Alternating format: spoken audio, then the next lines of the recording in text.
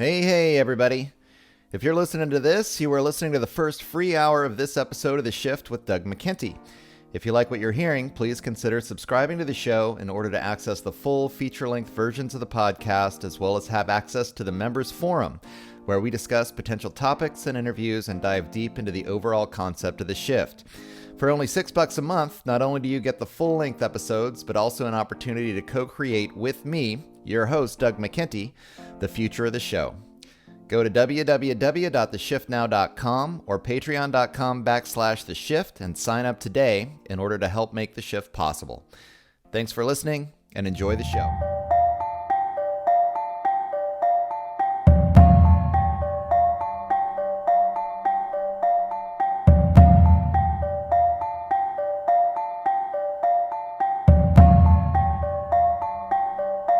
Good morning, noon, or night, wherever and whenever you are listening to The Shift. I'm your host. My name is Doug McKenty. This episode was recorded on February 16th, 2022. My guest on the show today is director of the housing bubble movie, Jimmy Morrison. The documentary, co-written with libertarian talk show host Tom Woods, outlines the history of economic activity that ultimately resulted in the massive real estate bubble that burst in 2007 and created the economic collapse of 2008. The film describes a history of U.S. monetary policy going back to the creation of the Federal Reserve Bank in 1913 and outlines how expansionist fiscal policy is ultimately to blame for many of the economic woes endured over the past 100 years, culminating in the 2008 debacle. In Jimmy's quest to understand just what happened when the bubble burst, he sought out interviews with the few economists who predicted the event. One characteristic they all had in common was an influence by the Austrian school, a lineage of economics that promotes free market-oriented monetary policy, in contrast to the widely applied philosophies advocated by those in favor of strong central bank intervention. Featuring conversations with such economic luminaries as Ron Paul, Jim Rogers, and Doug Casey, among others, the film describes how money is created and distributed in language that the layman can understand. It goes on to discuss how government policies ostensibly designed to bolster the economy often result in the misappropriation of funds within large business sectors that not only create false value signals for investors, but also produce a level of inflation that ultimately weakens the spending power of the common person. Not only does the film cover bubbles created after World War I, the bubble that caused the Great Depression, as well as reasons for the stagflation of the 1970s, but it goes into specific detail about how Clinton and Bush-era housing policies led directly to the lending practices that blew the housing bubble of 2007. While monetary policy is often shrouded in complicated economic terminology, colloquially known as Fed speak, decisions made concerning the spending power of the U.S. dollar may well be the least discussed, yet most important issue affecting the lives of every American on a daily basis. The Housing Bubble movie shines a light on this complicated topic, which reveals a history of inflating economic value in the short term at the expense of spending power over the long term. The result is the repetition of a cycle of boom and bust characterized by consistent inflation, which results in more debt and less savings for the average person over time. As is typical, the Federal Reserve has only doubled down on these long-standing practices since 2008, so stay tuned for the bigger bubble movie, set for release in late 2022. Find out more about the Housing Bubble documentary and keep an eye out for the new release by going to www.letusdisagree.com. If you like what you're hearing, please like, subscribe, and share this interview on your favorite social media sites. We rely on listeners like you for distribution of this alternative information. As always, sign up for the newsletter, find hours of free content, or subscribe for feature-length episodes of The Shift by going to www.theshiftnow.com. Find my written work on Substack at the Populist Papers blog, or get in touch at Doug McKenty on Facebook, at D McKenty on Twitter, or find The Shift on Rockfin, Odyssey, YouTube, and any podcast hosting platform. I want to thank Jimmy Morrison for agreeing to this interview, and thank you for helping to make the shift. Hey everybody, welcome to the 110th episode of The Shift. I'm joined today by filmmaker Jimmy Morrison. He has produced a movie called The Housing Bubble. I was just telling him we're having an old school Federal Reserve conversation today because this is one of the most important conversations, probably one of the most important issues that nobody knows about and nobody talks about: how fractional reserve banking works, how monetary policy affects our daily lives, and what the heck's been going on for the last 120 years since they put the Federal Reserve together. Jimmy's movie covers all of that history and more. Does a really good job, actually, of explaining for the layperson how the fractional reserve banking system works and exactly what its pitfalls are. And then he goes and interviews all of the, I would say, mostly libertarian economists that all predicted the housing bubble of 2008. And he's also got a new movie coming out here, hopefully shortly, called The Bigger Housing Bubble. And I think we'll talk about it in the interview, but it's looking like that one might pop here pretty soon too. So, hey, Jimmy, how's it going? Thanks for coming on the show.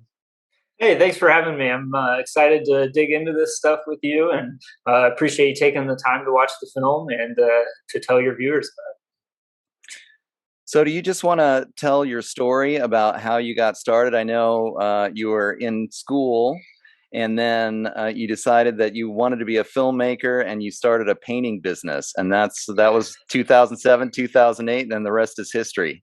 it. That's right. The rest is history. Uh, so in 2006, I was studying at the University of Iowa, and I was studying economics. But I had written a script, and my passion was film. That's what I really wanted to pursue. But I knew if I finished my degree, I'd have the potential of a job offer. Once you have income, you're a lot less likely to take those risks and go out and try to make movies for a living. And so I dropped out of school. I had saved half of every paycheck through high school and had it in mutual funds because my parents made me. Mhm. So I dropped out and I took all that money. Instead of spending it on school, I spent it on camera equipment and just started filming bands. I raised a little bit of money and shot most of that script, which was a feature film. And it really was my film school. I learned so much making it about, working with the cast and working with a crew and, being a business owner and having a business plan, all that. But after a few years of painting so when I dropped out, I started this house painting business at the same time so that I would have income. If I paint a house, then I can take off with a band on the road to go film, as long as I get the house done before I leave, that sort of thing. It gave me a lot of flexibility. But 2006 was also when house prices peaked. I actually started the business like right when house prices peaked, like a month. And so I kind of watched that stuff unwind for a couple years, not from the perspective of somebody that saw it coming or, somebody that had a lot on the line being like a homeowner or anything like that. But my painting business, that income was dependent on it. And so I learned a lot watching that. And I learned about home equity loans and how people were just taking money out of their houses. And that's why I was making so much money. But then I saw it unwind and I thought to myself, there had to have been people out there that predicted this. And so I was like, I'm going to get back into economics and try to really wrap my head around this. And I just did a torrent search for the word economics and came up with Economics in One Lesson by Henry Hazlitt as an audiobook. And so I was painting a house, listening to his book that he wrote in the 1940s. And I was like, oh my God, he's describing this exactly, exactly what we just went through. And, that led me down this path of saying like, I got to track these guys down and tell their story. And it wasn't that I was looking for libertarian people. Honestly was more of a Republican that at that point. I didn't know that much about the monetary system or any of that. And so really it was this idea of I got to track down the people that predicted the housing crash. And then I found out, man, all these people are into Austrian economics, and Right. it led me toward libertarianism, really. Yeah, I mean that's I've actually been going through this situation. I told you that I had done this campaign here locally about public banking and trying to establish a public bank here in where I live in Mendocino County in Northern California. Um, and it's been an interesting journey for me because I've been a libertarian probably since. In fact, I was going to talk to you about this a little bit. I noticed that you did an interview with the Institute for Humane Studies at George Mason University. So when I was in college, I Mhm. did some seminars with those guys. Actually learned a lot. They turned me on to Murray Rothbard and some of the more radical libertarian thinkers in the Austrian school, and that was my transition from republicanism into libertarianism as well, actually. That was in the early 90s for me. But it's fascinating to kind of realize that the Austrian school, I mean, over the course of the rest of my life, it's been the same thing. It's been frustrating because they predict everything that's going on. They know exactly what's happening and why things are so screwed up and what the problems are with the financial system and the way government is running things. And it's just frustrating because so few people understand the economics of it. And then it's challenging to be able to talk to them about it and about the Austrian school perspective. Most people aren't educated about economics. It's kind of a boring subject for a lot of people, and they don't really realize how important it is in all of our lives, right? I mean, how this is affecting us. Why don't you talk a little bit about that? Just that process that you went through of understanding libertarianism and then starting to talk to these guys about fiscal policy and monetary theory, and what were they describing to you that was new, different, and gave them this perspective that allowed them to predict these housing bubbles? Yeah, I think it's important to note that there were other crashes they predicted too. Like you said, Mm-hmm. if you go in the film, we go back to the Great Depression and show Mises talking about it.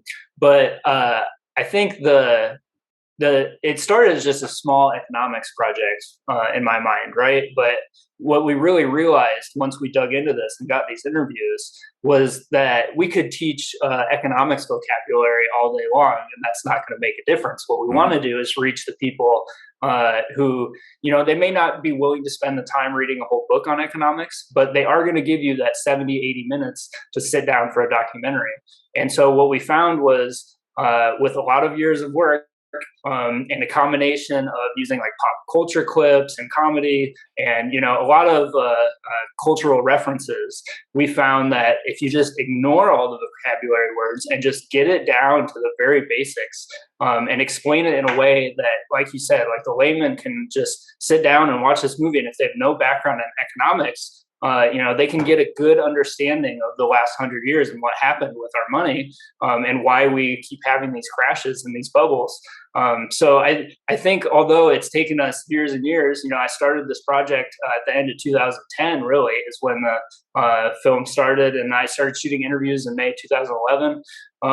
And we just had the first one come out in 2019. And then the second one, the sequel, starts with the bailouts in 2008 and brings it up to the end of 2019, going into the pandemic in 2020. So we have this sequel. It's turned into this big thing, but I think it's something where people will be able to watch either film and come away with that basic understanding about the Fed and about the dollar. And like you said, we talked about fractional reserve banking in the first movie. I'm sure when that came up, you were just shocked because, like, how many documentaries talk about fractional reserve banking? But I will just to add on that, we're not trying to tell people what to do with their money or like what the consequences of all this, how this is all going to play out. We're trying to give people the basic tools so that they can make their own decisions. Because if we have that decentralized response where all these people who have gotten this basic understanding are trying different things, that's going to be so much more effective than if I'm just like, oh, as this filmmaker, I think you guys should do this, and that's really the big takeaway that I got from interviewing all these people is their humbleness and their self-awareness that they don't know the timing of any of this, and they don't claim to know the timing, but they do know that there are consequences to what the Federal Reserve and the federal government has done, and that you can't just create tons and tons of money and just pay people to sit at home and not work for a year and a half, as we've seen. And it's just turned the economy into, and it's not just the last couple of years. This really has been going on for the last 10 years and the last 20 years, even more, as far as like they built a .com bubble. It collapsed. They replaced it with a housing bubble. It collapsed. And now they've replaced it with what people call the everything bubble. And anytime they've tried to like pull that Fed spigot of free money away, anytime they've tried, the economy starts to get weak, and stocks went down 20% a couple years ago, and they immediately just started lowering interest rates and bailing out the banks.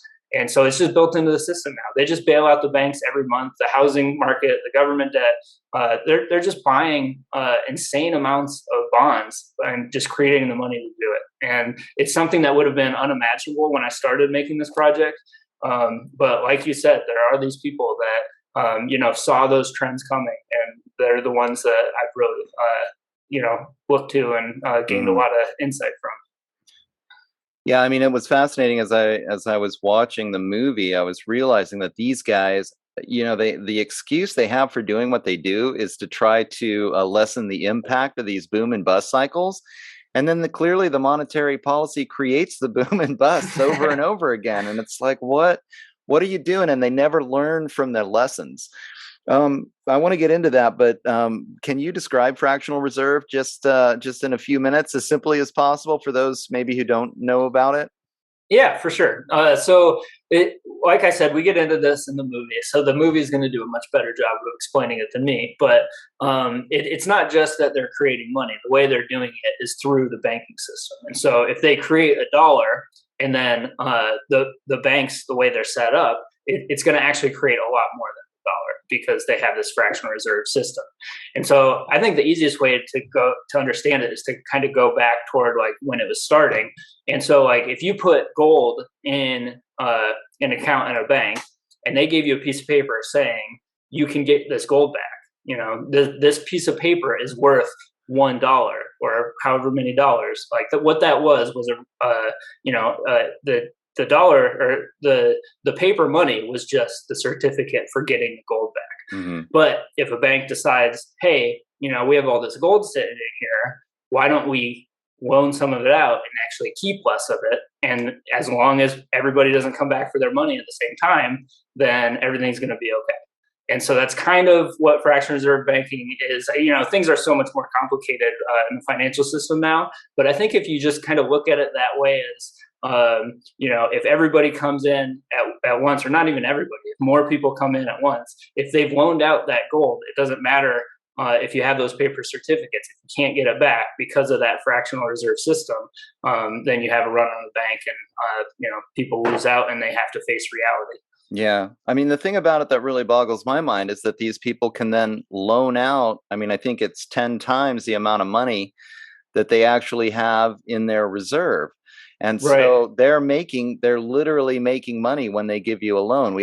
I was naive about this once and thought that, well, they're just loaning us the money that's in the bank, but that's not how it works at all. They're literally making the money out of thin air, loaning it, and then getting interest off the top. Right. For this money that they just they just manufactured it. My friend from Germany, Chris Naylor, was the first person to explain this to me, and I just was like, no, that can't be true. Yeah. There's no way. He's like, yeah, I'm from Germany. I know this. How do you not know how your economic system works? Well, on the face of it, it's a scam. I mean, it's a scam. Yeah, absolutely. and something I'll add to that, with the bailouts in 2008, they started paying the banks interest on reserves. So not only do they create reserves, give it to the banks, and they have this fractional reserve system that they can profit off of, they also started paying them interest if they don't loan it out, if they keep it at the Federal Reserve. So like if they just create all this extra money that they have to make their balance sheets look good, the banks, the banks had terrible balance sheets. They, everybody was realizing that they were bankrupt, but the Fed just gave them a bunch of money and said, not only are we bailing you out now, we're perpetually going to bail you out each month because you can keep some of that money at the Fed and we'll just pay you interest. You have that guaranteed profit. And so really, I like to say that the bank bailouts didn't stop. People think about 2008, 2009, but they just kept going. Right. Well, have they even ever stopped the quantitative easing? The quantitative easing is just, they're just giving money they're injecting money into the system all the time. The government, the Federal Reserve, just injects new money into the system. It's purely inflationary as far as I can tell, but it keeps the banks solvent while they continue all the crazy lending that they've done for the last 100 years, since the Great Depression. Right. So Ben Bernanke in 2008, 2009, he was saying, we're going to time this. It's okay. We're going to be able to create all this money, buy all this mortgage bonds and government bonds. And, at the right time, we're going to stop and we're going to sell it all back. And, if they sell it back into the market, that's going to crash housing. It's going to crash the treasury market and the government debt. But he said that in 2008, 2009. And then he retired years and years later, and he had never done any of it. Every time they said they would do it, they'd be like, oh, economy's not looking good again. We better announce a new QE. So we had QE, QE2, Operation Twist, QE3. They finally did allow rates to go up because the interest rates have been pushed all the way down to zero. And they have been for a decade. They allowed them to go up to just over 2%, which is way below historical norms. So they let them go back up to just over 2% in leading up to 2018. And the banks had to get bailed out. It was called a big repurchase bailouts. I won't get into technical stuff because honestly, I don't think any of us really understand all of it. But yeah, the stock market went down like 20% that fall. And what did they do? They started bailing out the banks. Actually, I think I'm getting it wrong. I think it was 2019. But it was the fall of 2019. They started bailing out the banks on a massive scale again. And everybody points to the pandemic for all these financial woes. But I think it's really important to note that they started lowering interest rates before the pandemic and started bailing out the banks again. And the economy was already tanking. And so, it's normal for a stock market to have 20% corrections at times. Like you have to get rid of that excess. But if we just have an economy where they're going to just inject whatever is necessary to prop up the banks and to prop up Wall Street, we're just going to keep creating one bigger bubble after another. And it's not going to play out well. And as we've seen the last couple of years, things have gotten out of hand. Like the market and the economy didn't depend on Federal Reserve announcements to tell us, which businesses are they going to buy bonds from and stuff like that. Like that's not America. That's not our history. But the last 10 years, that's what we've become. Yeah. It's basically one big perpetual bailout, and it's not even in the news anymore. This in the 1980s is huge news. Oh my God, the government has to inject money into the economy to bail out these banks. And basically since 2008, it's just been like a perpetual bailout that's been happening. And I think even the coronavirus package had more bailouts and stock buyout so that they could prop up the stock market after it crashed right after the lockdowns were called. So we're just seeing more and more intervention by the central government and the central bank into the economy. Will you describe how these then create these huge bubbles instead of allowing these market corrections to happen? In the film, actually, I didn't even know this bit of history. There was a depression in 1920. And it lasted like a year, and then it self-corrected because the government didn't get involved. But then in 1929, of course, we all know about the stock market crash. The government gets heavily involved, and we have a Great Depression that lasts through World War II, essentially. Yeah, that's right. So in 1920, that year was just as worse as the first year of the Great Depression. That's how big the crash was. But then the question becomes, like, how do you respond to these things? And, in Herbert Hoover and FDR ran huge deficits. There's kind of a narrative that Hoover was this free market guy, but as we show in the film, that wasn't the case at all. He did more public works spending than all the previous presidents combined, I believe. He was running massive deficits. But in 1920, they didn't actually do that. They allowed interest rates to go back up to allow the market to correct. And they cut government spending in half because, during the boom time, you get used to all this tax revenue coming in from all that short-term stimulus. And then during the correction, you realize, oh, wait, there's not actually all this money coming in anymore because there's less tax revenue. And so they actually cut spending to balance the budget and started paying down the debt. And like you said, the Depression was over within a year and a half. The Great Depression, they just tried to prop up, whatever it was, farm prices, wages. And like, I think something that was just really shocking to discover when I learned about the Great Depression was that they literally were destroying crops. They were paying farmers to destroy crops to keep the prices high when people were starving all over all over the country, and they're keeping food prices high. It's like, man, that's something else. But you see the same thing with housing, right? Like they're doing everything they can on both sides of the aisle to prop up house prices, and even Obama said that what we needed was a floor in the house price or in house prices, and it's like, yeah, that's great to prop up all those people that have houses, and they'll keep spending money and keep acting like everything's great, but that really sucks for us that like want to buy a house someday. Yeah. Like there's the whole class of citizens that are just don't get any benefit from this, and there's all these tax incentives for owning a house, and they're pricing poor and lower income people and middle income people out of the market. Yeah, I mean, that's what's so fascinating about it. You had president after president after president in the film talking about how it's the American dream to own a home. So we're going to make it as easy as possible for you to own a home. And then they would just repeatedly pass these laws that lowered the amount of down payment you needed to have, that lowered the quality of the credit that you needed to have, that would bail out the banks in case the bad credit went south and people couldn't pay the mortgages. And it's just, they do it because in the short term, it props up this concept of the American dream, and everybody's got a house and the houses are going up and everybody feels rich. But in the long term, the value's not actually there. It's not real money. It's just been printed money, and it's inflated the value of these, the real estate market, and now everything else. Right. One of the things we saw in the film was in the 90s, you had the rise of Fannie Mae and Freddie Mac and all these requirements about having low down payments, like you're talking about. And so everybody knew by the end of the 90s that Fannie and Freddie would get bailed out if they ever crashed. And so what the banks started doing, Fannie and Freddie had these low income housing requirements they had to meet. So mortgage-backed securities were actually created at Fannie Mae and Freddie Mac. That was the first place they did it. But what banks ended up doing was they started packaging together mortgages and selling them to Fannie Mae and Freddie Mac, because if they're going to get bailed out, then who cares? You can make loans to whoever, and they want them because they have to meet these requirements.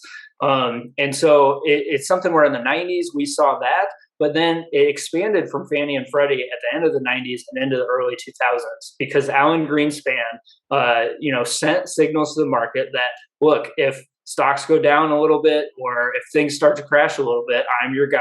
He'd been doing it for 20 years, really. And the market knew that those bailouts would be there. And so it wasn't just that Fannie and Freddie knew they'd get bailed out, the whole market did. And so that gives them the incentive to go ahead and make as much short-term money as they can, because at the end of the day, they're not going to be left with the bag. Right.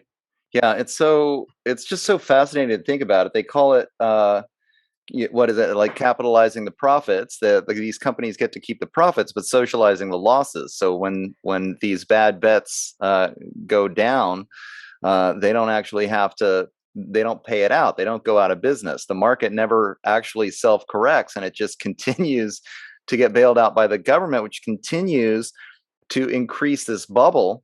Why don't we get into just the concept of sound money in general? Because I wish that people could really wrap their heads around what happened and what's happening now, when the U.S. was on the gold standard and then got partially off the gold standard between Roosevelt and then Nixon, and then when Nixon took us completely off the gold standard. And you can literally, in 1971, when Nixon did that, you can see the graph in terms of purchasing power for the middle class.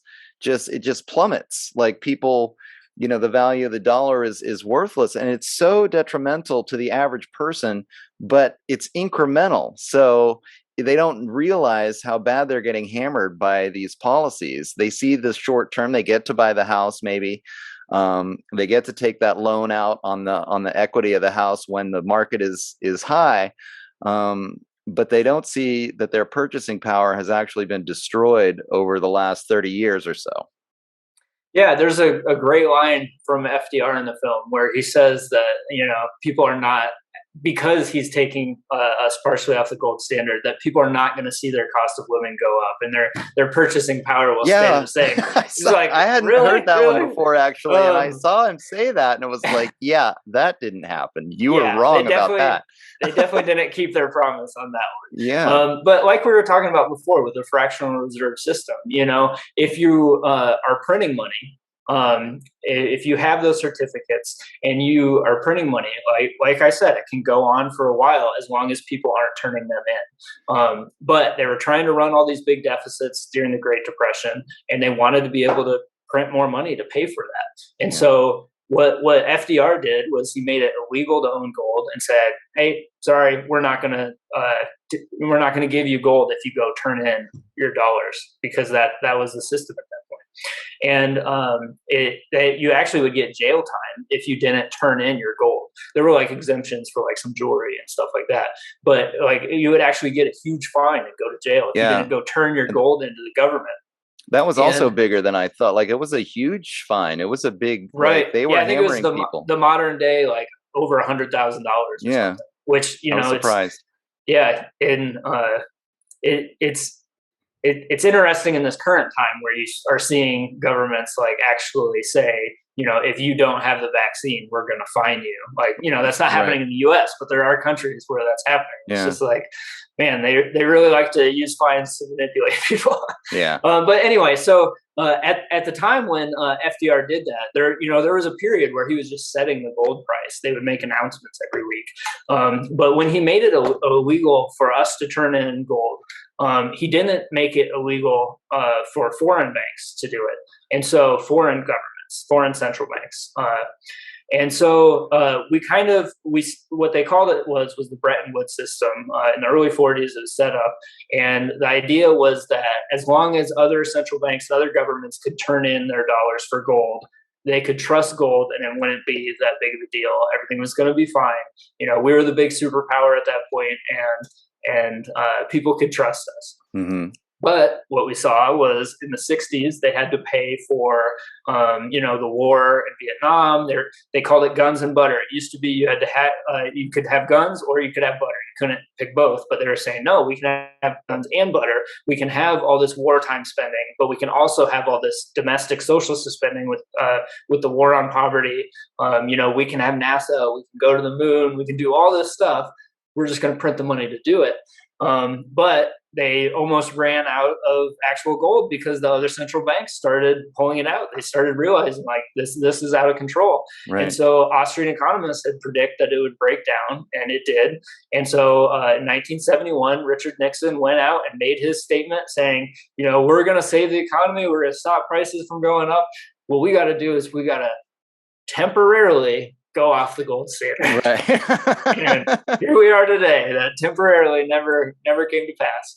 And he implemented price controls. And if people don't know about the 1970s, like it was a disaster. So what we've been dealing with and what we're in store for certainly reminds me a lot of the 1970s from what I've studied. So that's something we cover in the film, and I think is a part of history that's really beneficial for people, especially now that we're starting to see higher price inflation at the same time that we're seeing a struggling economy and recession.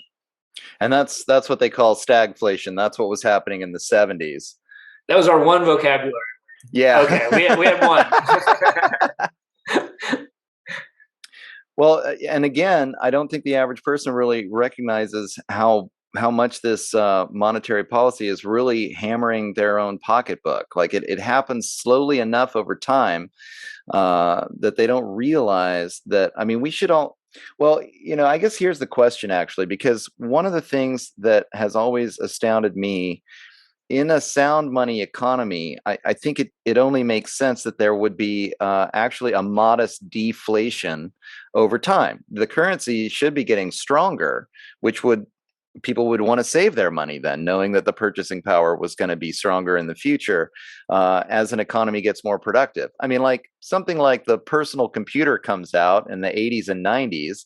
theoretically, we all became very much more productive people with our time, and none of us saw that in our pocketbooks. Like Right, that's right. not happening. And the Federal Reserve actually says that they have this theory that deflation is just horrible, and they do everything they can to prevent it. So they're actually trying. What they're trying to do is slowly inflate the economy, so that nobody notices what's going on. It's not bad Yeah. enough that it's like tanking, but it's really actually skimming off the top of everybody's productivity over a long period of time. It's devastating for the average person.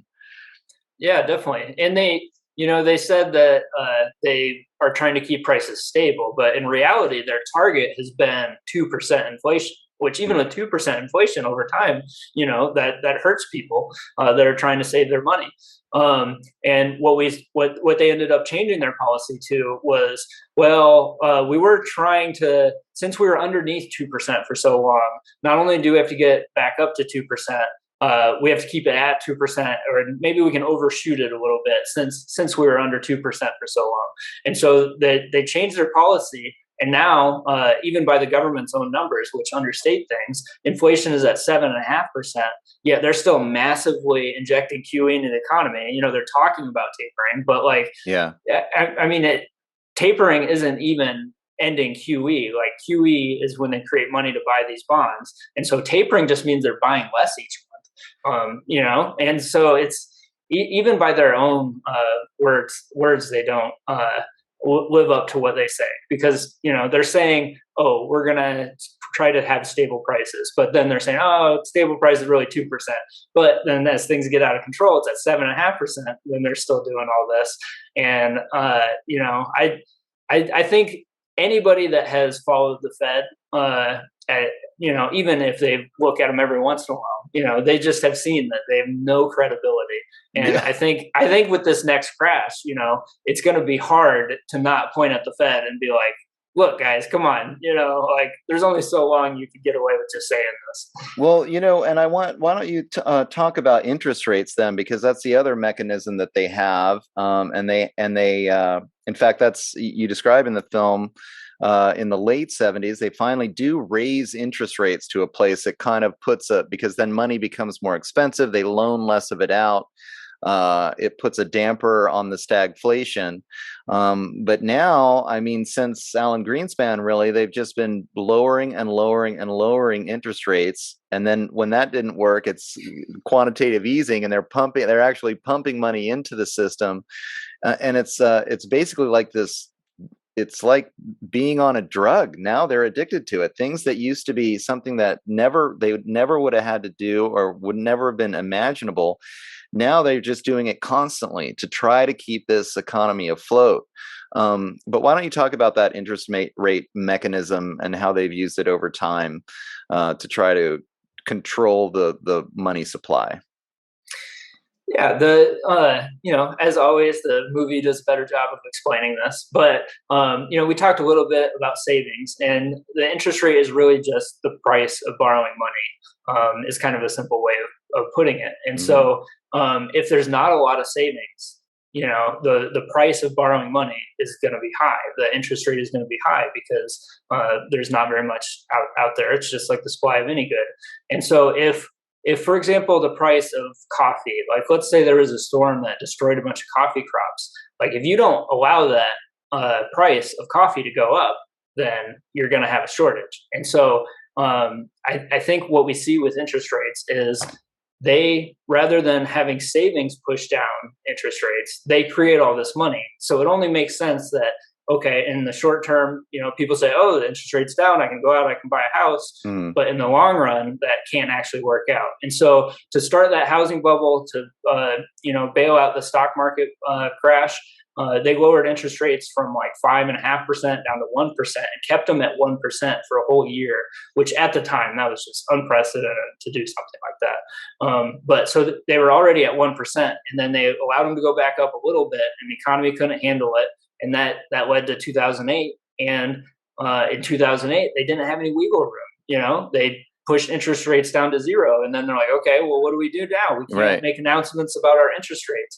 And so that's when we got QE, quantitative easing, where the announcements became about how much money they were creating instead of how they were, targeting lower interest rates. So it's kind of interesting because they've really muddied the waters on interest rates, because you talk about the effects of lowering and raising interest rates.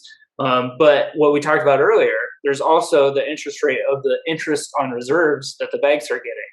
So they announce these other interest rates that are like, the higher that rate is, the more they're bailing out the banks. Right. But, so it just adds this whole layer of confusion. But that's a big part of the puzzle for them, because, all this money that they created to lower rates, if that gets lent out of the economy and creates price inflation, when they want to try to get that under control, one of their ways of doing that, to take money out of the system, to stop that fractional reserve banking system from loaning out all this money and creating, price inflation. One of the ways they do that is paying more interest on reserves. So the amount of interest on that interest rate goes up.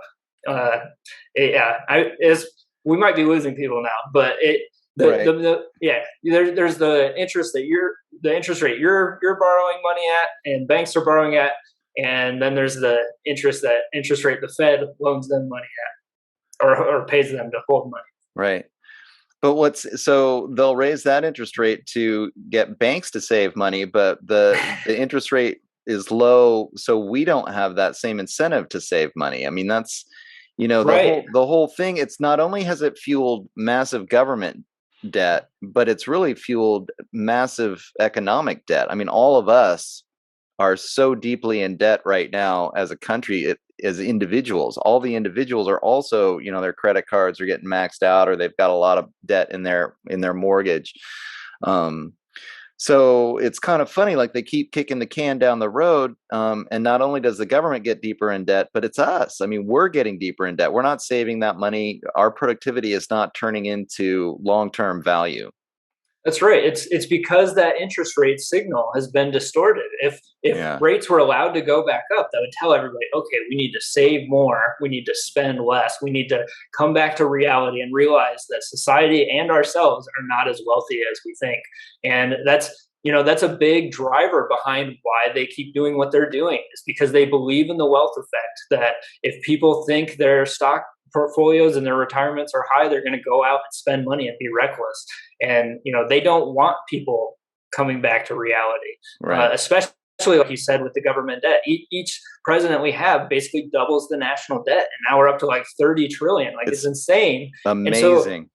And so they've had that huge incentive where they can borrow all that money for basically nothing, but now the cost of maintaining that debt, if they do allow interest rates to go back up, they would have to pay more interest on the national debt. And so the federal government has this huge incentive, or the Federal Reserve has this huge incentive to keep the federal government happy. They finance their deficits by doing all this. They have this huge incentive to err on the side of printing more money, because it keeps that interest on the national debt down. But even now, with them keeping rates all the way down that they have, like we're still paying like $400 plus billion a year on interest on reserves, which was, that was unthinkable 10 years ago. Yeah.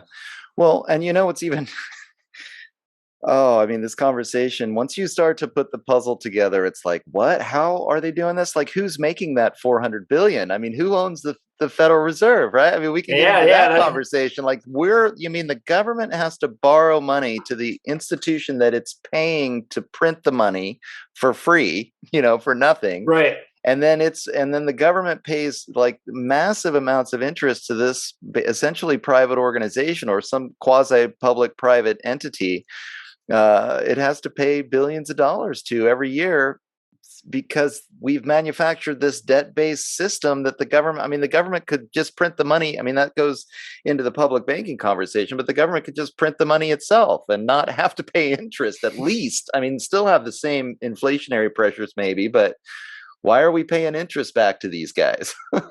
Yeah, it's interesting that when they set up the Federal Reserve System, because like you said, it's kind of like this private trust, kind of like Fannie Mae was like a government-sponsored institution. It's not it wasn't technically on the government's balance sheet, but with Right. all these special powers the government's giving them, nobody else can go out and print money. It's just the Fed that's allowed to do that. Yeah. But yeah, there's private stockholders in it and everything. But when it was created, they actually went to Jekyll Island, which is in Georgia, and they actually lied about why they were going there. They said they were going on a hunting trip, and then they went there and made up this Federal Reserve System, Yeah. and then went back to Washington and passed it. And it's pretty wild. I actually got to go to a Mises Institute event at the actual hotel on Jekyll Island. Oh, wow. And just to be in that room and just think back to all those years ago, how this all got started just over 100 years ago. It's just wild what they've been able to get away with. Yeah, if for those of you trying to understand more about this and want to know the history, The Creature from Jekyll Island by G. Edward Griffin is the book. Is the book to read. I've had the pleasure of having a conversation with him before, so it's Nice. pretty fascinating when you when you really realize that a handful of rich guys and a couple senators literally got together at this resort and hashed all of this out, and then I think they even passed the Federal Reserve Bill on like Christmas Eve. It was completely pushed through Congress without debate. The Federal Reserve has a long history of doing things on Christmas Eve and Christmas Day. Yeah. The best way to stay out of the news cycle. Yeah, right. Well, I mean, that's just what's so amazing about it, is that you can't believe that it's just some kind of a scam, that there really is. I think when I've looked into it, and it's hard to figure out, but the Federal Reserve is broken up into 12 different Federal Reserve banks, and then the big banks in each of those sections of the country controlled by each Federal Reserve Bank. The big banks, Wells Fargo, Bank of America, I think they own typically the stock. There might be individuals. I mean, you can't find the list of the people that actually own the stock, but so, I mean, that's what, again, this is just fascinating that the whole system is predicated on this fractional reserve banking system that charges interest to the government to print money. I mean, it's just typing ones and zeros into a computer, and then they can charge the government billions and billions of dollars worth of interest, and they can inflate the money supply as much as they want. I mean, it's just public. They just do it openly. This is just how things are. They don't mention it in the school system, but that's just how things are. Yeah. Well, actually, why don't we get into, because it's the Keynesian economists that typically justify this kind of behavior. I mean, the Austrian school guys are always like, what are you doing? This is insane. It's going to come back and bite us all in the ass. And then it inevitably does. But the Keynesians justify it. They think this is a sound fiscal monetary policy that lets the government, do what it's got to do. Yeah, you would think their school of thought would have gone by the wayside in the 70s, because their entire system was based on the idea that you either have, price inflation or you have high unemployment, that you couldn't have both, the stagflation like you're talking about. But they just keep coming back, modifying their school, and they seem to always find their way into power. The third school that is mentioned is really the Monetarists, and they're more about stable prices. And then the Keynesians are more like, during the depressions and recessions, we need to not just create money, we need to also have fiscal stimulus. So we need to have big government spending bills and that sort of thing. But yeah, John Maynard Keynes in the 1930s, I think a big part of it is he was writing about things that the regimes wanted to hear. And so Keynesian economics became this huge thing, and a lot of Austrian economic ideals went by the wayside. And Ben Bernanke so I had mentioned that I took economics classes at Iowa. Ben Bernanke, the Federal Reserve Chairman, was the author of my textbook. Oh, wow. Yeah, my macroeconomics section. Right. And so it's they're literally the ones in charge of the education. It's not, they kind of teach the schools of thought. They definitely don't teach Austrian economics. There are very few places that you can study Austrian economics. Yeah. I was actually very lucky. There was an Austrian economics class at the University of Iowa. So I was able to study under Patrick Barron, who you can see under the film. If you are listening to this, you are listening to the first free hour of The Shift with Doug McKenty. For access to the full feature-length versions of the podcast, go to www.theshiftnow.com and subscribe for the audio version for just $6 a month. Access the full-length episodes in video form through rockfin.com by subscribing at the Shift with Doug McKenty landing page. For $9.99 a month, you gain access not only to The Shift, but also all other premium content material hosted on the platform. Find out more at www.theshiftnow.com/store. Detoxify your body, decolonize your mind, make the shift. With the last part of the conversation here, let's talk about what has been happening. You've got the new film, hopefully coming out sometime soon. And now we have this everything bubble. And we have interest rates. I mean, they basically, it appears, have maxed out this system. They've got interest rates at next to nothing, so they can't lower interest rates anymore. And if they continue to do they've got inflation. They've got bad inflation problems. So if they continue to just throw money at the problem through quantitative easing and other issues, and that's just going to keep getting worse. So it's starting to look like we're getting to the end of our rope here. What do you see is going to happen? How long can they sustain the everything bubble before it bursts? Well, like I said, none of us are claiming to be able to predict the timing or anything. It's always but like you said, they can go far. They can keep it going. Like when you think they can't do it, they figure out how to keep it going a little while longer. Yeah, so I think the best thing to do is to try to protect yourself from volatility. And I don't have all the answers. Most of the people in the film view it as, don't view gold and silver as an investment. View it as a way of trying to lose money, not trying to lose money, trying to lose less money than everyone else. Because that's how bad it can be. And some people say, oh, if you can lock in this low interest rate and buy a house 30 years from now, the value of that, because the dollar will have gone down so much, like it doesn't matter if you lose a percentage of that loan. Like if house prices go down 30%, who cares? Because if you're not selling it for 30 years or whatever, then the dollar just loses tons of value over that time, and who cares? But for me, it's hard to justify doing that when the last 10 years they've been buying all these mortgage bonds for the last 10 years and saying someday we're going to start unloading them. Right now, we're getting to that point in the cycle where they're saying we're going to let interest rates go up a little bit. We're going to sell off some of that debt. They're saying that. We'll see if they actually do. But the difference is now we're starting to see higher price inflation, like you said. And so they kind of have to get things under control, or else things can spiral out really badly on the price inflation end. And so personally, I think that they are going to allow rates to go up a little bit, at least until things crash a little bit, and then they'll try to prop it all up again.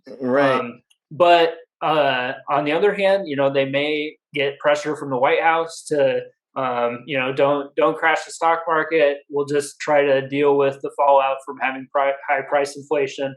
And in that case, then I think they'll do more price controls. And when you have price controls where the government's mandating these things, that's when you get real bad shortages. And so that's a scary outlook. But as far as the film, so the first film covers the causes and the run up to the housing bubble leading up to 2008. And then it goes back over the causes of the Great Depression, Panic of 1920, stagflation in the 1970s. So like it kind of uses those to verify our claims about what caused the crash, right? But then at the same time, it's looking at the different ways they've responded to crashes in the past, so that we have the knowledge to have the second film that starts in 2008 with the bailouts and shows how they responded this time. And so this second film starts with the bailouts in 2008, brings it up to the pandemic. And I think it's going to be a lot, the first one is very accessible, but it does have a lot of history in it in the second half. And whereas the second film is more just about the last 10 years. So it's going to be more current events. It's going to be easier to get people to sit down, I think.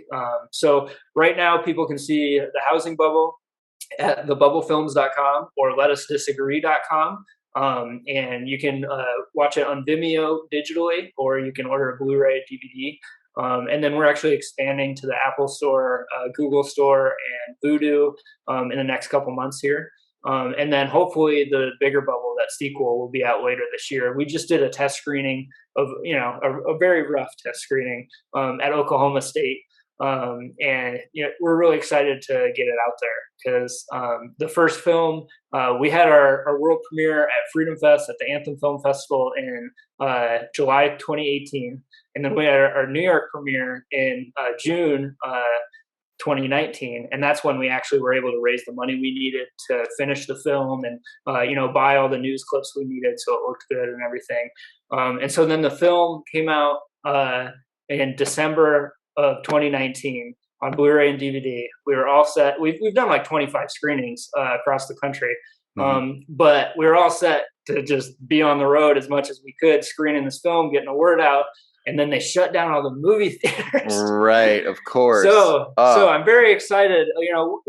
Despite all that, we have sales in 71 countries. We've all 50 states. We're reaching a lot of people. But I'm really excited about getting this next film out there because I think we're gonna. The timing of it and everything, I really think we're going to be able to reach a lot of people. And if people can show their kids this stuff, it gives them a foundation to build their education on when they go to college, instead of going to college and just being spouted all this math, which is what economics classes are these days. I really that's one of the things I'm really proud of with the film, is just how easy it is to understand for like even a middle schooler. And the other thing, since we talked about war, the other thing that I'm really proud of is our scenes about World War II and World War I, because most documentaries, when you see war, they're like, oh, look at this guy running with a gun, or look at this building blow up. And we didn't do that. Like when you watch our war scenes, like you are seeing people die. It's not like it's a bloody massacre, but I'm really happy with how that turned out, because I think as we're talking about the economics of this, there's also this huge emotional side of like, yes, this really does, this really does hurt people that we're enabling war. And the Keynesians actually say war is good for the economy, and they, they say World War II got us out of the Great Depression. And so it's really important that people like the president don't think wars are how you get out of a recession or a depression. It's really important. So. Well, one of the things that's been astounding me lately is that there are these common historical myths, and just like the one that says that, the free market centralizes the means of production, and that's what gets us here, and that's why we have to use this Keynesian economics, and myths like wars are productive and get us out of the depression. I mean, this isn't true, but that's what it's like. That's what so many people feel like. That's just common knowledge. I don't know why. And it's public schools. Yeah. Yeah, exactly. I mean, that's another conversation, but it is very true that that we need to do something about education, because people need to have these alternative these opportunities to see this alternative information, and it should be common knowledge. It should be out there, and it should be at least something that's debated. It's part of the process. But instead, I mean, then there's unfortunately probably a really good reason why it's not common knowledge, because some of these guys don't want us to know, right? Yeah, right. Exactly.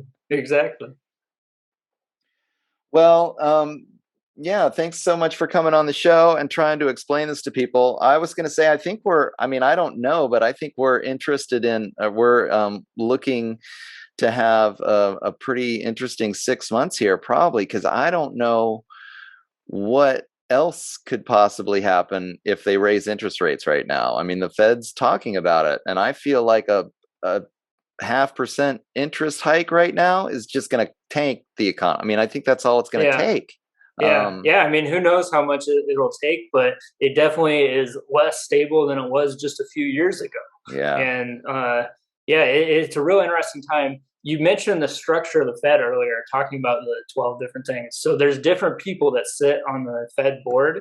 And so they kind of rotate through the different regions and stuff.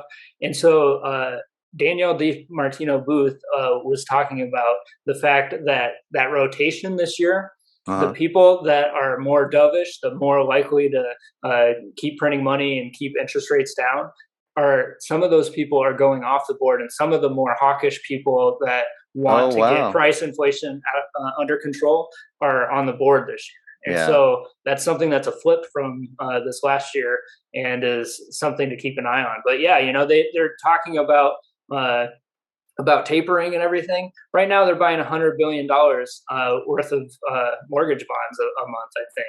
So it's like, I mean, that's 3 times as much as they were creating to create the housing bubble. That's 3 times as much money just that they're buying mortgage bonds with. So that doesn't even count all the money they're creating. So it's like, yeah, QE, they may talk about tapering QE, but what we've seen is they always find their ways to do it. Yeah. And we didn't get into this, but the TARP bailouts in 2008 were, $700 billion, huge public outcry.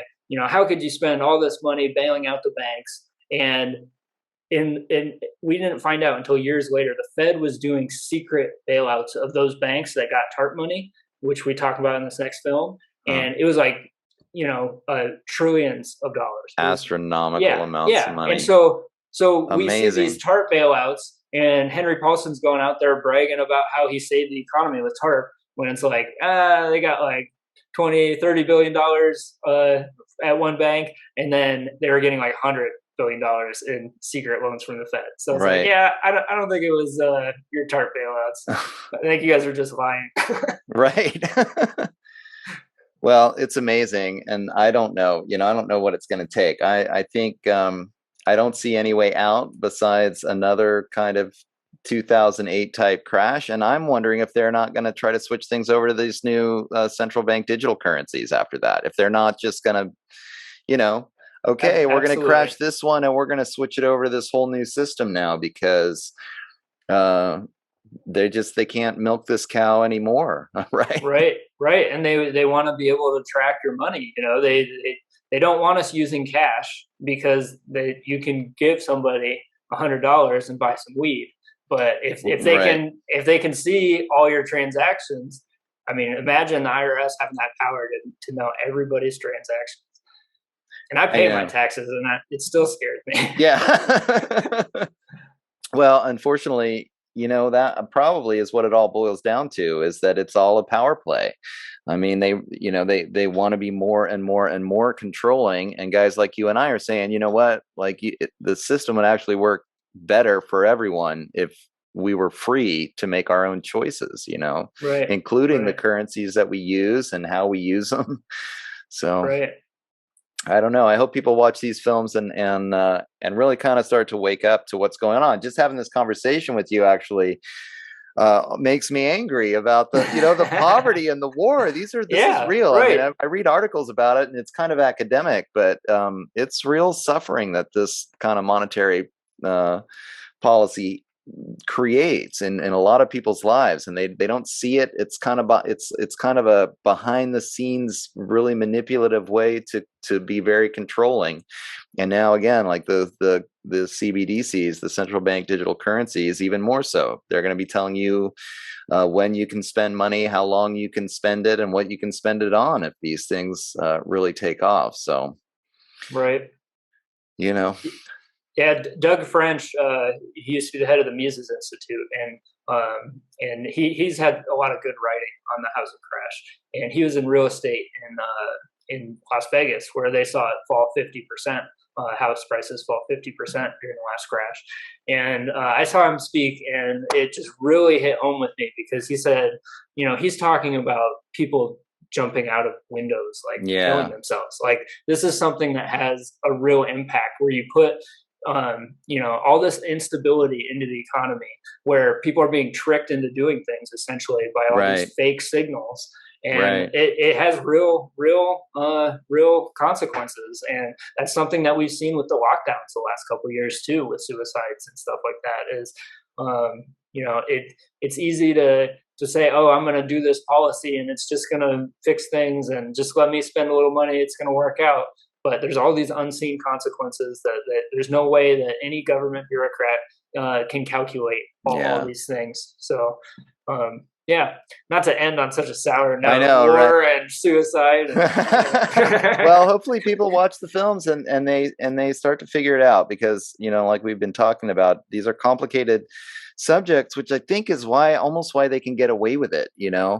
They hide behind all these complicated economic terms, and they call it this and that, and you think you're just going to the bank and getting a loan, or using your credit card, and the average person really has no idea all the mountain of monetary policy behind that transaction that is, like you said, like giving a lot of false signals about the choices that we make. Instead of just having a market where things are pretty cut and dried, we can make a risk-benefit analysis for ourselves. Maybe we're saving a little bit of money, so we have a nest egg.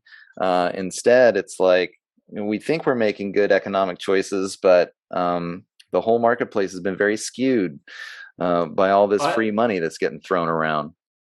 On 60 Minutes, Alan Greenspan called it Fed speak. Fed speak is when Alan Greenspan would go talk to Congress, and he would use words that congressmen do not understand to intentionally manipulate them. And he admitted this on 60 Minutes. Yeah, I hear you. Well, cool. We'll be looking forward to the next movie. Do you have an estimate on when it might come out? We'll probably start doing test screenings this summer and then release it in the fall, hopefully. Okay. But I also said the first one was going to come out in like 2013. So right. I don't have the best track record on that. Well, but just one more time, I just want to say letusdisagree.com, thebubblefilms.com. We've got tons of other stuff on there, like music videos and short films, and I mentioned to you earlier, we shot a mockumentary that has cameos with Oscar-winning director David Lynch. It has Jeff Dowd on it, the guy that was the original inspiration for The Dude for The Big Lebowski. So it's just kind of a fun film people can check out. And I've got more stuff in the works, so people can follow us at letusdisagree.com. Okay. Sounds good, and I'll make sure and have those links in the show notes too, so people can find the movie.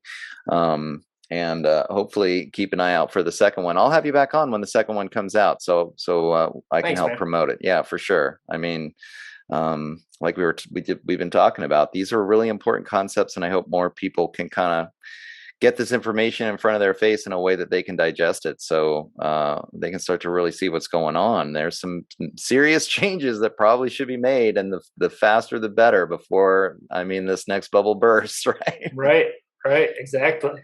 It's been great, man. Thanks for having me on. I really enjoyed the conversation. For sure. And I'll just let you all know that you've been listening to The Shift. I'm your host, Doug McKenty, and you can find my stuff at www.theshiftnow.com. I'm on Facebook, Doug McKenty, trying to get more people on Twitter, though. So if you're on Twitter, at DMcKenty, it would be a great place to kind of get involved in the conversation with me about the show. And I have been writing this new blog at the Populist Papers on Substack. I've been talking a little bit of philosophy, and I'll be talking more economics and more current events as the blog rolls on. So you can check that out too. So thanks everybody for listening. And thanks again, Jimmy, for coming on the show. Appreciate it. All right, ladies and gentlemen, and that was my conversation with documentary director Jimmy Morrison, the director of the Housing Bubble movie. Like I said in the interview, I think this is the most important issue that's never discussed. It's complicated. Jimmy went to great lengths to try to make his depiction of how money is created, what's going on in terms of monetary policy, how these bubbles are created, as simple as possible in the movie. Because a lot of times, and we even discussed a little bit, these guys use something called Fed speak, which makes it really complicated. They use these complicated terms, these complicated economic terms, quantitative easing, to describe what they're doing. And a lot of people just don't understand it. It's not something that they're interested in, and so they don't even really think about it as they go on their day-to-day lives. But the fact of the matter is, we all use the dollar bill, and we use it every day, and it has powerful implications on our lives, especially over the long term. I don't think a lot of people realize that since the creation of the Federal Reserve, since 1913, the U.S. dollar has lost 99% of its spending power. So a penny today was worth $1 100 years ago. And it's so inflation is sometimes called this invisible tax. And inflation is what happens when they expand the money supply, which they just consistently do, basically because they can. What most people don't understand about this is that they inflate the money supply by creating debt. They create money by creating debt. So many of us have this feeling that people put their money in the bank and then the bank loans that out. Well, this fractional reserve banking system uh, allows banks to lend out 10 times the amount of money that they actually have in the bank. They're literally creating money when they make that loan out to you. They don't have it, they create it. But the interesting thing is, and I want everybody to really think about this, you still have to pay interest back on that debt. So if money is all created by debt and there's an interest payment that you've got to pay, then where does that interest payment come from? It comes from outside of the money supply, right? But it doesn't. It comes from within the money supply, but at the expense of somebody else. So if you want to know why poverty is a big issue in the United States today, it's because we're all scrambling to try to pay our loans back with interest. It creates this competitive environment where some people have to be losers. It doesn't have to be this way. We can have there's other economic theories out there. We discussed a little bit in the interview about the public banking option. I've interviewed Ellen Brown from the Public Banking Institute on a number of different occasions.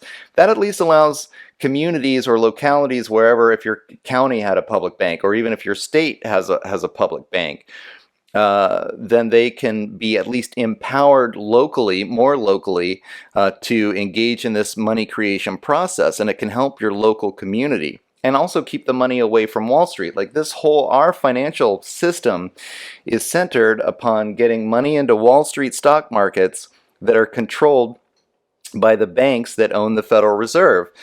And the more you get into it, I mean, again, it is complicated, but you have to understand that there's essentially a scam going on here.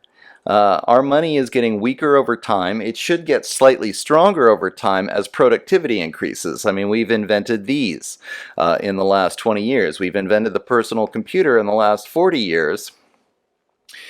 And so the productivity increases have been massive, which means we should all get to work less and have more money, right? Except that hasn't happened. Why? Well, because the government just keeps expanding the money supply, and the banks keep expanding the money supply. They do it by giving out all these big loans, which create these big bubbles, and when the bubbles burst, guess who sweeps in and picks up all those assets? The big Wall Street corporations. We're seeing it now with corporations like Vanguard and BlackRock that are starting to purchase more and more real estate. And like we mentioned as well, since 2008, that bubble burst, the government has gone into overdrive. They've reduced interest rates down to next to nothing, and they've engaged in this quantitative easing, which is just them basically giving money away to Wall Street and engaging in all manner of money creation just to try to keep this economy afloat. With more and more money, we're starting to see the inflation kick in right now. We've all seen it over the past year. And now with this situation in the Ukraine, it's only going to get worse. And this is another thing that I just want to take a quick minute to discuss here that most people don't understand, as well as the monetary policy within the United States. Outside the United States, the dollar is now considered the world reserve currency, which means that most other countries buy and sell products in the dollar. So if I think actually Jimmy did discuss how we're on the Saudi Arabian oil standard basically since 1971. They took the dollar off the gold standard and they started buying mostly the Saudi Arabian oil as the biggest commodity that's purchased off with dollars. And basically all dollar transactions between countries, all transactions between countries are done in dollars. That allows the United States to print a lot of money without causing inflation here at home, because a lot of those dollars will go to Saudi Arabia when we buy oil from them, or Russia or China, right? And now what's just happened with the Ukraine situation is they've pulled Russia from the SWIFT system, which is what helps make all these transactions happen in dollars. At least I think 7 of the bigger banks in Russia have been pulled from the system. And they're already prepared for this. They have started an organization called the BRIC countries, Brazil, Russia, India, China, working together to trade in their own currencies other than the dollar. When this goes down, if countries stop trading in the dollar, those dollars will come home where they can be spent. Here in the United States, that's going to cause massive inflation. Of course, the way my mind works, this is all part of the plan. If the dollar does crash, we're already at close to zero interest rates. There's nothing they can do to stimulate the economy anymore. Then they'll switch us over to these central bank digital currencies, which I think is the long-term plan. So just thinking in terms of big picture, I guess the whole point here is to understand how much these currency wars are really behind foreign policy. It's something that, just like monetary policy is never discussed domestically, how much these currency wars are occurring abroad really affect foreign policy. We're never told. Libya, for example, was looking to get off the dollar and onto this gold-backed Libyan dinar that Gaddafi was going to use throughout Africa. That was a no-no. Iraq was going to start selling its oil in the euro instead of the dollar. That was a no-no. Look what happened in those countries. Wars are fought over this, and people have no idea that it's the major driver behind a lot of these foreign policy decisions, including what's going on in the Ukraine right now. So this stuff is important to learn and learn about, and that was the great thing about the housing bubble movie, is that it presented the information in a way that a lot of people can understand. It is very important to understand why these things are happening. Why is our dollar losing value? Why are we more in debt today and have less savings than 10 years ago or 20 years ago or 50 years ago, right? Why is this trend just continuing to go in this direction? Well, the answer is all about this domestic monetary policy. And so I really recommend checking out the movie because it will explain to you in very simple terms why these issues are so important and provide some alternatives as to how you can start thinking about what we can do to get around this. So some people have become real cryptocurrency advocates, hoping that it could get around, circumvent this dollar hegemony and provide a different kind of currency. But that's looking like it's going to be fairly controlled. And of course, if they really want to funnel us into these central bank digital currencies, that's a totally different monster. I think that's clearly what's in the pipeline. So learning about this stuff is very important. So I hope that you enjoyed that. He is coming out with a new movie, the Bigger Bubble movie, which is describing these guys all just doubled down on making these expansionist fiscal policies from 2008. The way they got out of it was just by printing more money. And they've been printing money and more of it for the last 12, 14 years since then. And we've got a housing bubble, we've got a stock market bubble, we've got bubbles going on. I think we just heard about the used car bubble. Used cars are going for twice their value these days. And so potentially what could really happen, especially with this Ukraine crisis pushing up oil prices, right? We've already got inflation.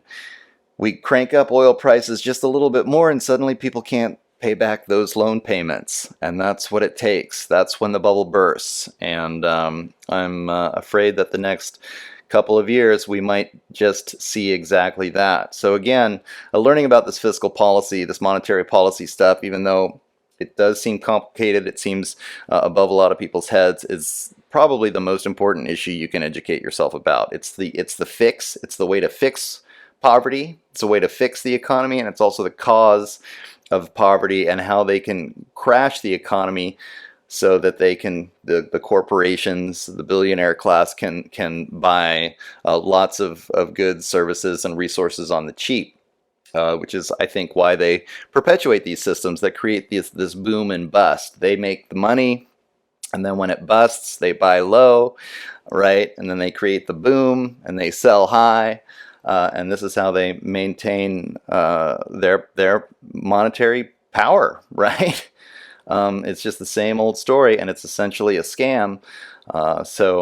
Worth understanding and trying to figure out how you can make your way around it. Local currencies, public banking ideas, certain cryptocurrencies potentially. There are some solutions out there, but it's challenging. We're fighting the real beast on this one.